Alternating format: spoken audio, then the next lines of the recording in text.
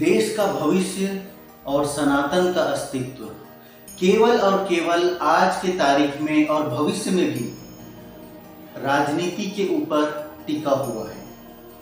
इसलिए आज का हमारा जो ये सत्संग है ये केवल और केवल सनातन हिंदुओं के लिए है। इसलिए अगर ये सत्संग आपको अगर पसंद आता है तो हर चुनाव में, जब भी देश में हमारे चुनाव होंगे तब इस वीडियो को हर एक हिंदुओं तक पहुंचाना सनातन के योद्धाओं का, सनातन के शूरवीरों का और सनातन के प्रचारकों का ये कर्तव्य है कि उन तक, सारे हिंदुओं तक के ये वीडियो अवश्य पहुंचाए, ताकि जब भी हमारे हिंदू भाई वोट करने जाए तो पहले सोच ले और समझ ले, उसके बाद में वोट करे। आपने कभी सोचा है कि आज तक जब भी इलेक्शन होता है हमारे देश में तो हिंदू केवल जातियों में बढ़ जाता है और ये नेता भी वही कहते हैं इस जाति को हम आरक्षण देंगे, उस जाति को आरक्षण देंगे। तो जातियों में बंटकर अलग अलग विचारधारा में बंट जाते हैं और इसका फायदा केवल और केवल सनातन के विरोधियों को ही मिलता है। याद रखना, जब भी इलेक्शन होता है हमारे देश में तो मुसलमान केवल और केवल एक ही पार्टी को या उसके सहयोगी दल को ही मतदान करते हैं और हमारे हिंदू सिर्फ टिक जाते हैं कि बेरोजगारी है, महंगाई है, ये सरकार हमको ये दे रही है, वो सरकार हमको वो दे रही है, इसने जीत गया तो हमको राशन देगा या और पैसे देगा, और बहुत सारे प्रलोभन में आ जाते हैं और अपना मत अधिकार का दुरुपयोग कर बैठते हैं। जरा सोच कर सोचो, क्या सरकार अगर तुमको राशन देगा या कुछ पैसे अगर दे देते हैं, कुछ सुविधाएं दे देती है, तो क्या तुम्हारा जीवन उसी के आधार पर सुचारू रूप से चल सकता है या सुखमय चल सकता है? बिल्कुल ऐसा नहीं होता। तुम्हारा जीवन अगर सुखमय व्यतीत होना है, सुखमय कटना है, तो फिर उसमें तुम्हारा ही केवल मेहनत है और तुम्हारी ही विवेक है। सरकार किसी का घर चलाने का कोई ठेका नहीं लेता, वो सिर्फ लोभ लुभावन देते हैं कि ये हमें वोट करें, और इसके वोट का हम किस तरह से फायदा उठा सकते हैं ये राजनेता बिल्कुल अच्छी तरह से जानते हैं। याद रखना, जब से हमारे देश को आजादी मिली है केवल और केवल हिंदू और मुसलमान का मुद्दा छाया रहा है। एक राजनीतिक पार्टी ऐसी है जिनका विचारधारा केवल और केवल इस देश को इस्लामीकरण करना है, और दूसरी राजनीतिक पार्टी है उसका विचारधारा ये है कि इस देश को सनातन हिंदुत्व से भरा पूरा देखना चाहती है, इसके वजह से वो सनातन के समर्थन में रहता है। दूसरी जो पार्टी है वो सबसे बड़ी पार्टी है और उसी का सत्ता देश में अत्यधिक चलता आया है, जिसकी विचारधारा ये है कि वो कैसे भी करके एक दिन इस हिंदुस्तान को, इस भारत देश को इस्लामीकरण कर दे। इसी षड्यंत्र में जब से देश को आजादी मिली है तब से वो लगा हुआ है। उस समय जब हिंदुओं की जनसंख्या अधिक होती थी तो ये इन्होंने खुलकर सामने नहीं आया कि हमारा मेन मकसद क्या है, हमारी विचारधारा क्या कहती है, ये उसने अब तक किसी हिंदू के सामने आने नहीं दिया। लेकिन मेन मकसद उसका यही है कि देश को इस्लामीकरण करना। वो समझते हैं या वो ऐसा हम हिंदुओं को बेवकूफ बना के रखे हैं कि हम तो हिंदू हैं, हमारा नाम हिंदू है, हिंदुओं से लिया गया है, हमारे खानदान हिंदुओं का है, इसलिए सारे हिंदू तो हमको वोट देंगे ही देंगे। लेकिन अंदर ही अंदर उनका कार्य मुस्लिम समर्थक होता है, और मुस्लिम समर्थक होने की वजह से ये सारे मुसलमान अच्छी तरह से जानते हैं कि राजनीतिक यही पार्टी है जो इस देश को गजवाए हिंद करने में और इस्लामीकरण करने में अत्यधिक महत्वपूर्ण भूमिका निभा सकता है, जिसको हमारे मूर्ख हिंदू कभी ये समझ नहीं पाए। देश को आजादी मिलकर आज कई वर्ष बीत गए, लेकिन उनके मंसूबों को नहीं पहचान पाया। जरा एक बार सोचो कि महात्मा गांधी ने पंडित जवाहरलाल नेहरू को ही देश का प्रधानमंत्री क्यों बनाया? क्योंकि बहुमत तो सरदार वल्लभ भाई पटेल के पक्ष में था। क्योंकि गांधी जी ये जानते थे कि सरदार वल्लभ भाई पटेल अगर देश का प्रधानमंत्री बन गया तो वो हिंदुत्व को बढ़ावा देगा, और अगर नेहरू प्रधानमंत्री बनता है तो गांधी के विचारधारा को आगे लेकर जाएगा और इस्लामीकरण के पक्ष में होगा। हमारे देश में 1990 के दशक में कश्मीरी पंडितों को मुसलमानों ने मार पीट कर, रेप करके, बलात्कार करके वहां से भगा दिया गया। नफरत के बाजार में मोहब्बत की दुकान खोल रहा हूं। जरा उसकी इस डायलॉग को, इस कमिटमेंट को थोड़ा विश्लेषण करने का प्रयास करो। नफरत जो लिखा है वो भगवा रंग में है और मोहब्बत जो लिखा है वो हरा रंग में है। इसका सही अर्थ यही है कि सनातन के बाजार में मोहम्मद की दुकान खोलने जा रहा हूं। इसका मतलब हिंदुओं का इस देश को इस्लामीकरण करने जा रहा हूं। अगर इस्लामीकरण हो गया इस देश का तो तुम सोच कर सोचो, अगर इस्लामीकरण हो जाता है तो हमारी आने वाली पीढ़ी, उनके साथ में क्या होगा। इसकी अगर कल्पना नहीं कर सकते तो एक बार जो बॉलीवुड ने फिल्म बनाकर जो सौंपे हैं ना, केरला स्टोरी, कश्मीरी फाइल, वो सच्ची घटना के ऊपर आधारित है। उसको गौर से देख लो, उसके बाद में सोचो। और जब भी मतदान करने का वक्त आए तब इस वीडियो को इसलिए देखना है क्योंकि हमें जातियों में नहीं बंटना है। जातियों में हम अपने समाज में या अपने व्यक्तिगत मामले में बंटकर रह सकते हैं, चलो कोई बात नहीं, शादी करनी है और कुछ कार्य करना है तो उसमें हमारी जातियों का विशेष योगदान है तो हम उसमें सहयोगी हो सकते हैं। लेकिन जब जब मतदान हो तब तब केवल और केवल हिंदू बनकर वोट करो।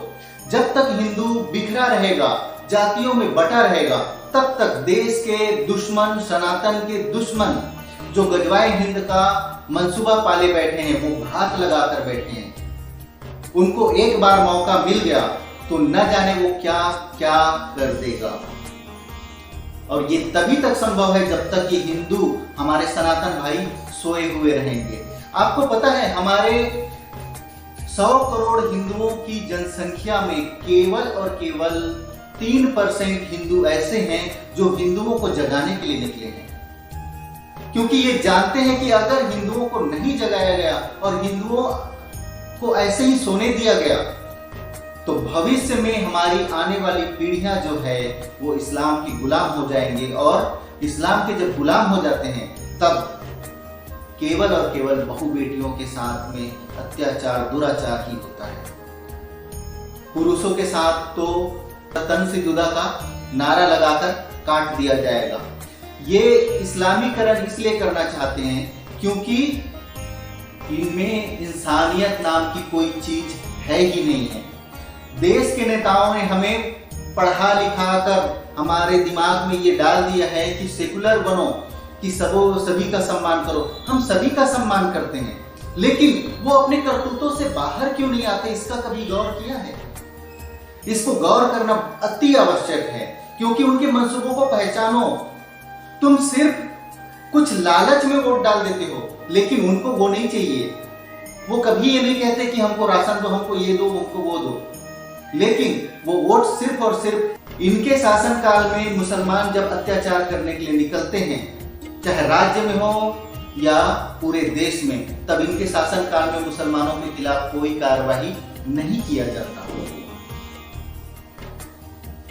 या ठोस कार्रवाई नहीं किया जाता है। ये केवल और केवल हिंदुओं को मूर्ख बनाने के लिए किया जाता है। देखो, कर्म का फल कहीं ना कहीं रखा हुआ है और वो मिलना ही है। दूसरी बात यह है वो कर्म अच्छा के लिए हो या बुरे के लिए हो, लेकिन उसका प्रतिफल रखा हुआ है। इसलिए देश के दुश्मन, सनातन के दुश्मन घात लगाए हुए हैं कि कब हमको ये मौका मिल जाए और हम इस देश को या इस सनातन को मिटा दें और इस्लामीकरण कर दें। इतिहास उठाकर देख लो, हिंदुओं के विरोध में और इस्लाम के उत्थान के लिए, मतलब उसको आगे बढ़ाने के लिए किस तरह से कानून बनाए, सनातन को कुचलने के लिए कानून बनाए, और मुसलमानों को ऊपर आने के लिए कानून बनाए। एक कहता है इस देश पर पहला अधिकार अल्पसंख्यकों का है, तो अल्पसंख्यक हिंदुओं में नजर नहीं आती। ये कहते हैं पहला अधिकार मुसलमानों का है, जबकि देश का बंटवारा है और हिंदू और मुसलमान के विषय पर हुआ था कि हिंदुस्तान हिंदुओं का है और पाकिस्तान मुसलमानों का। लेकिन ये मुसलमानों का ये पहले से ही रवैया रहा है कि जो देश इसको शरण देता है उस देश को कब्जा कर लो और उसको हथिया लो। यही मंसूबा यहाँ के मुसलमानों का भी है और इसीलिए वो कभी अभी वर्तमान का अपना हित कभी नहीं देखते। वोट डालने जाएंगे तो केवल और केवल वो मुसलमान बन जाते हैं, जातियों में या अन्य किसी भी प्रकार के वो बढ़ते नहीं हैं, जबकि हमारे सनातनी हिंदू बट जाते हैं। और अभी जो चल रहा है कि जातिगत जनगणना कराएंगे, कांग्रेसियों का यही नारा बार बार हम जातिगत जनगणना कराएंगे। जातिगत जनगणना कराने से क्या होगा? जातिगत जनगणना कराने से हिंदुओं में फूट के अलावा और कुछ नहीं होने वाला। फूट डलेगी कि ये जाति इतने जनसंख्या के, ये जाति उतनी जनसंख्या की, और हम इस जातियों को आरक्षण देंगे, हम इस जातियों के लिए काम करेंगे। इनके मंसूबों को जरा पहचानो। जब भी वोट डालने के लिए जाओ तब इस वीडियो को देख लो, इस सत्संग को सुन लो और एक कदम सिर्फ सनातन के लिए, आने वाली पीढ़ी के लिए। अगर आज ही हम अपने भविष्य के लिए हम अगर कोई कार्य नहीं करेंगे, क्योंकि जिस समय हमारी जनसंख्या 100 करोड़ हुआ करती थी उस समय हमारे पूर्वजों ने कुछ नहीं किया, और उन लोगों ने जब उनकी जनसंख्या 24 करोड़ है उन लोगों ने क्या से क्या कर दिया।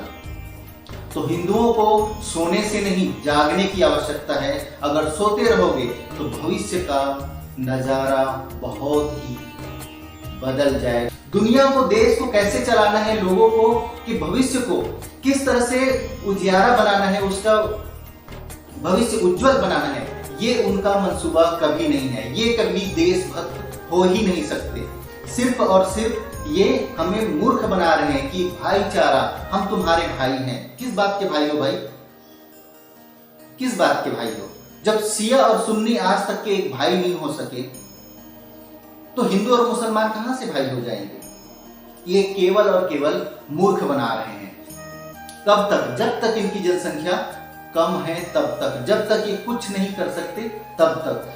केवल इनकी जनसंख्या 50% हो जाने दो, 50% भी अगर हो गया तो फिर देखना इनका जलवा क्या होता है। ये हिंदुओं के साथ में क्या से क्या नहीं करता। और सबसे बड़ी बात तो यह है कि हमारे देश में जो पढ़े लिखे हैं उनमें से 50% से तो ज्यादा लोग इतने मूर्ख हैं जो खुद को आग में धकेल रहे हैं या उनके हाथ में तलवार दे रहे हैं जो उनके गर्दन काटने वाले हैं।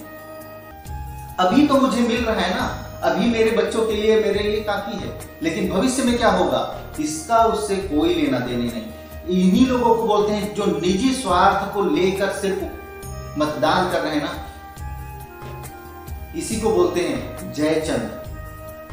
और इन्हीं जयचंदों की वजह से लाखों और करोड़ों हिंदू खतरे में आ सकता है।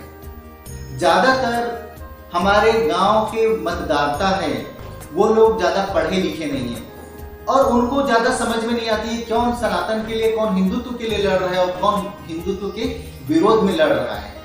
क्योंकि सामने वाला शत्रु तो यही कहेगा हम तो हिंदू हैं, हम तुम्हारे लिए ये कर रहे हैं, लेकिन असली उसका विचारधारा सनातन को कुचलना है। इसलिए जब भी मतदान करो तो अपने हिंदुत्व के लिए मतदान करो। आजादी से लेकर आज तक षड्यंत्र में लगा हुआ है। ये तो ऊपर वाले की मेहरबानी है, ऊपर वाले का हमारा साथ है, हिंदुत्व के साथ में, सनातन के साथ में, जो उनके मंसूबों को अब तक के कामयाब होने नहीं दिया। लेकिन अब तक और भविष्य में अगर ऐसे ही हिंदू सोता रहे तो अवश्य ही वो खतरा सनातन के ऊपर मंडरा रहा है, वो सामने आ जाएगा। तो न जातियों में बंटना है, न राजनीतिक जो लाभ जो देने का प्रयास करते हैं, आरक्षण से लेके पैसा से लेके मुफ्त में जो देने वाली जितनी भी चीजें हैं वो केवल हिंदुओं को मूर्ख बनाने के लिए। तुम लालच में बह जाते हो। इसके वजह से यही उसका तरक्की का एक कारण बन जाता है। क्योंकि हिंदू तो मूर्ख है, वो लालच में आ जाता है, उनको ना अपने कर्मों पर भरोसा नहीं है, वो खुद कमा कर खा सकते हैं और अपने परिवार को खिला सकते हैं, इस बात पर उनको भरोसा नहीं है। इसलिए हम जब बोलेंगे कि हम इतना पैसा उसको हर महीना देंगे तो हमको ही वोट देगा, ये जानते हैं, वो अच्छी तरह से जानते हैं। लेकिन मुसलमान कभी ये नहीं सोचेगा तुम कुछ दो या ना दो, कोई लेना देना नहीं, लेकिन हम वोट उसी को करेंगे जो इस्लाम को आगे लेकर जाएगा और सनातन को खत्म करने में हमारा मदद करेगा, ये वो अच्छी तरह से जानते हैं। तो कम से कम वोट डालने के समय तो इतना सीख लो मुसलमानों से कि वोट डालने के समय हम एकत्र हो जाएंगे, हम हिंदुत्व को ही आगे बढ़ाएंगे। जब भी हमारे देश में इलेक्शन होता है ना, तो हर मस्जिद से, हर सभा से मुसलमानों का ये ऐलान होता है कि फलाने पार्टी को या इस पार्टी को वोट डालना है, बाकी किसी को नहीं डालना है, और उनका वोट उसी को रहता है जो उनके गजवाए हिंद के समर्थन में होता है। तो जब भी मतदान का समय आए, चाहे राज्य में हो चाहे देश में हो, है ना, हिंदुत्व के ऊपर ही वोट डालना है। और इस सत्संग को जब भी इलेक्शन का समय आए तो सारे हिंदुत्व के प्रचारक को, जो सनातन के रखवाले हैं, उन सब से ये निवेदन करता हूं कि हमारे देश के सारे हिंदुओं तक के इस वीडियो को पहुंचाएं और उनको अपने आंखों के सामने इस वीडियो को दिखाएं, ताकि वो समझ जाए कि हमें वोट किस मुद्दे पर करना है, किस बेस पर करना है।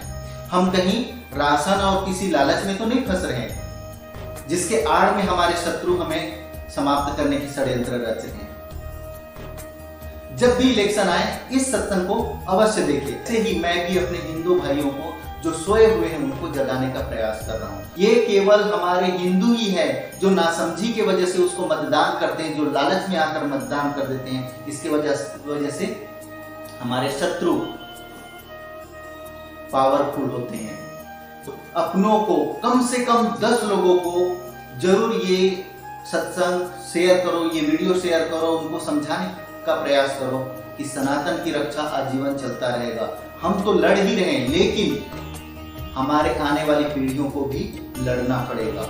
जरा सोच कर भी सोचो, हिंदुओं के लिए एक भी देश नहीं है इस विश्व में, मुसलमानों के लिए कई देश हैं, और इन मुसलमानों ने कई देश ऐसे ही बनाए हैं जिन देश ने इनको शरण दिए, वहां 4 बीवी 40 बच्चे करके अपनी जनसंख्या बढ़ा ली, उसके बाद में नेता वही बन गए, उसके बाद में इस्लामीकरण कर दिया।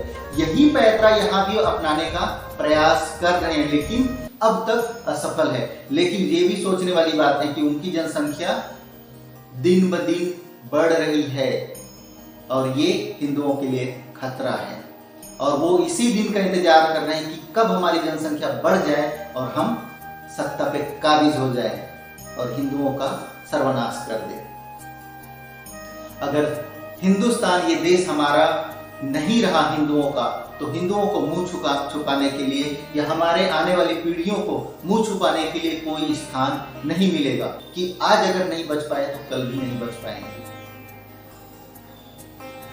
इसलिए अपना मतदान याद रखना, देश का भविष्य और सनातन का अस्तित्व, हिंदुत्व का अस्तित्व केवल और केवल राजनीति के ऊपर टिका हुआ है, क्योंकि जो सत्ता में आता है उससे कोई नहीं लड़ सकता है, चाहे वो अच्छा करे या बुरा करे, क्योंकि सारा पावर, सारी शक्तियां, सारे अथॉरिटी उनके पास होती है। बाहर अगर तुम रहोगे तो कितना भी सनातन सनातन हिंदू हिंदू चिल्लाते रह जाओगे, तुम्हारा सुनने वाला कोई भी नहीं मिलेगा। इसलिए सनातन के दुश्मन को कभी सत्ता में नहीं आने देना है। इसलिए हम तो सजग होंगे ही और औरों को भी सजग करना है और अपने बच्चों को भी ये पाठ पढ़ाना है। सबसे पहला मुद्दा सनातन सुरक्षा, हिंदुत्व सुरक्षा, आने वाली पीढ़ियों की रक्षा, तभी हिंदू और सनातन अनंत काल तक स्वतंत्र रूप से चल सकता है। यही मूर्खता कई वर्षों से कर रहे थे, होता आ रहा था। इसके वजह से 500 वर्षों तक के मुसलमानों ने राज किया इस हिंदुस्तान में और 200 वर्षों तक के अंग्रेजों ने किया, क्योंकि हिंदू एकजुट नहीं थे। तब भी बटे हुए थे, आज भी बटे हुए हैं, लेकिन आगे हमको बट कर नहीं एकत्र रहकर चलना है। एकत्र अगर रहकर चलेंगे तो दुश्मन हमारा कुछ भी नहीं बिगाड़ सकता। आपस में हम आपसी मतभेद हमारा हो सकता है, लेकिन वोट करने के समय केवल और केवल हिंदुत्व, और जो राजनीतिक पार्टी हिंदुत्व को आगे लेकर आती है उसी को ही सपोर्ट करना है। आज का सत्संग बस इतना है, तो मिलते हैं अगले सत्संग में। तब तक के लिए नमस्कार।